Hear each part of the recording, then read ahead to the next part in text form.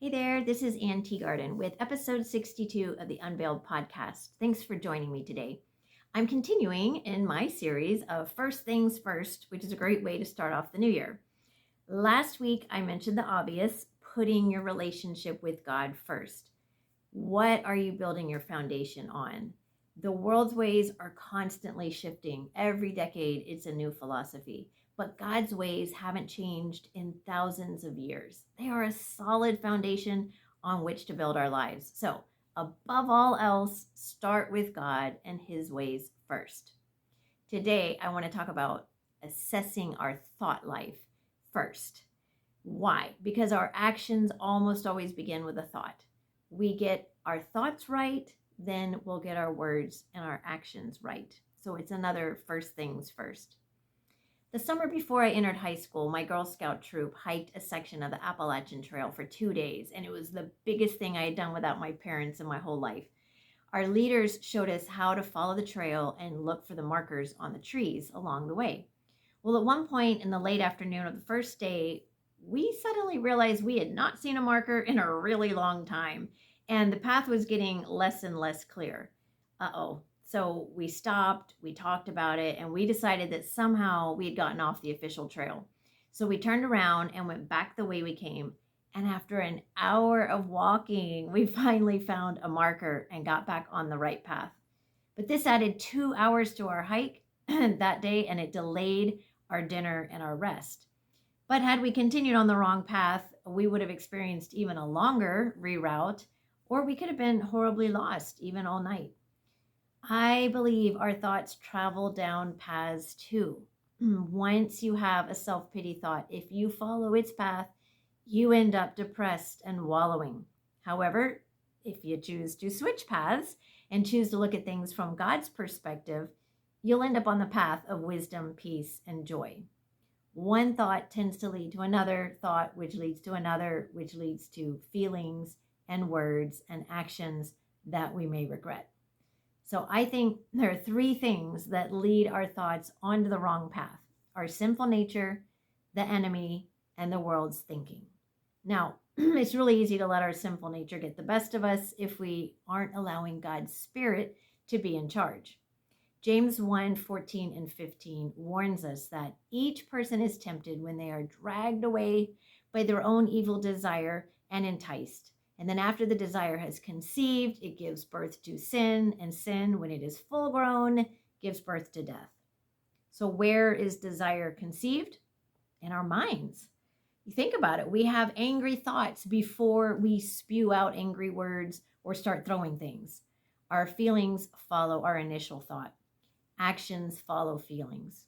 If someone yells a road rage curse at you, you can either roll your eyes and shrug it off, or you can judge their cursing as rude, mean, or offensive.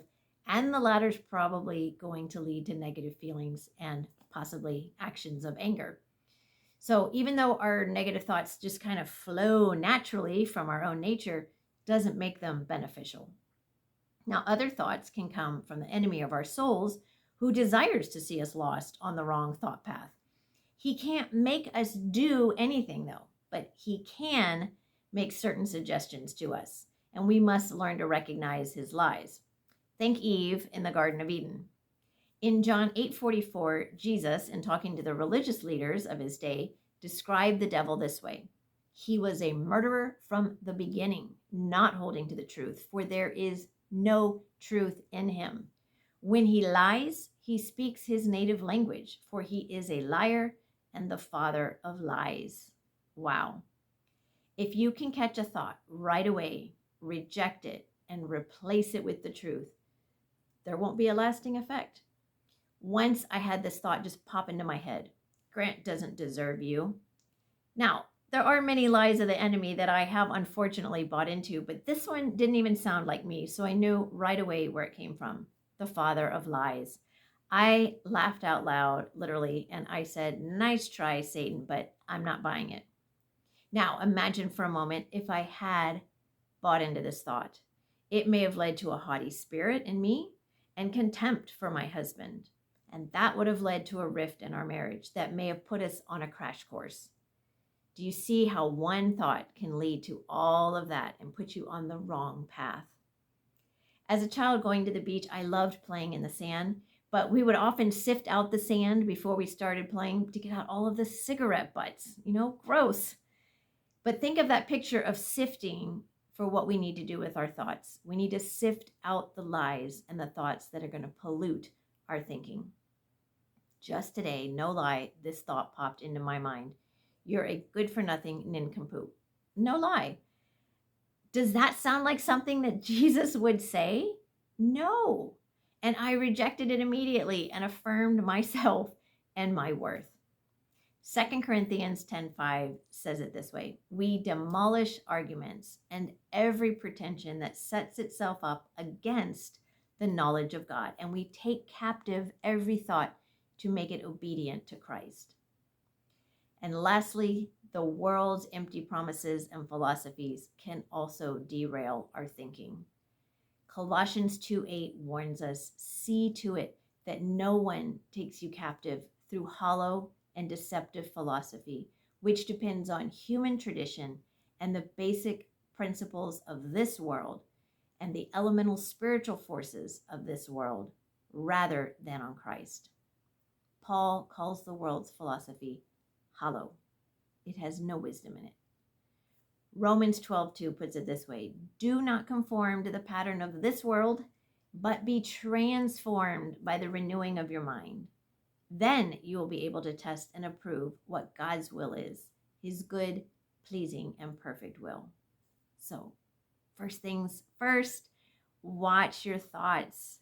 If you're feeling negative feelings, try to trace it back to the negative thought it came from and adjust your thinking, and your feelings will eventually follow. It could be just one wrong path of thinking that is sabotaging your relationships. Philippians 4:8 tells us how to line up our thinking on the right path.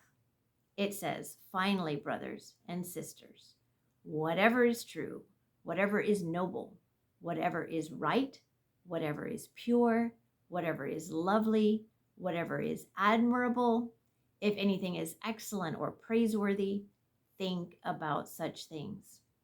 And we're promised the peace of God if we do. So the best way to fight negative thoughts, once you recognize them, is to replace them with the better thoughts, God's thoughts. May I suggest starting by filling your mind with God's word. This is a great way to move our thinking onto the right path that leads to life, peace, wisdom, and joy, which is what we all want, right? So this week, start your day by talking to God, listening to God, and filling your mind with his word and his ways. Proverbs is full of wisdom, and it's a great place to start. So first things first, guard your mind. Be diligent about what you let in. Sift out the bad. Get back on the right path as quickly as possible. This one thing can have repercussions in your life. That's why I call it a first things first. God, please guard our minds. Help us to discern and reject the thoughts of our sinful nature, the lies of the enemy, and the deceptive and hollow philosophies of our culture. Please fill our minds with your thoughts. All right, that's it for today. If you would like help with your marriage, we will be starting a new round of marriage mentoring in the next few weeks. So stay tuned for more information coming soon. And as always, you can email me with questions at Anne, A-N-N-E, at synergiamm.com, MM for marriage mentoring, SYNERGIAMM.com. Go enjoy.